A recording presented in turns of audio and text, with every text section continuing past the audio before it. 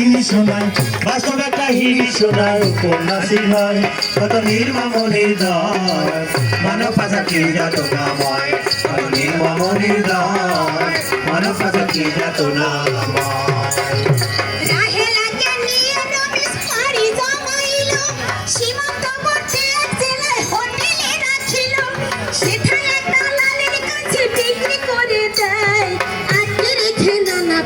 নির্যাতন চালায়, খারাপ কাজে বাধ্য করতে করে নির্যাতন, নিরুপায় বাধ্য রাহেলা বাঁচাতে জীবন। অভাবী রাহেলাকে একদিন রাতের বেলায় সীমান্ত পার করে পাশের দেশে নিয়ে যায়, সেখানের এক পতিতালয় বিক্রি করে দিল।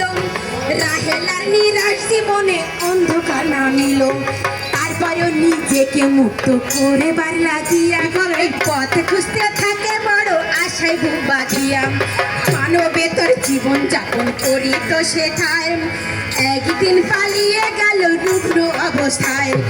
চলতে চলতে জ্ঞান হারিয়ে পথে পড়েছিল, পুলিশ উদ্ধার করে তাকে থানায় নিয়ে গেল।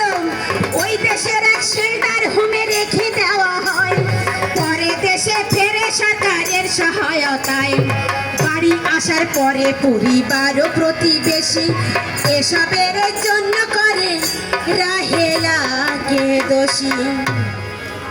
উপস্থিত দর্শক মণ্ডলী, এই যে আপনাদেরকে বলেছিলাম না, এই যে রমিজ আলীকে সবাই চিনে রাখুন।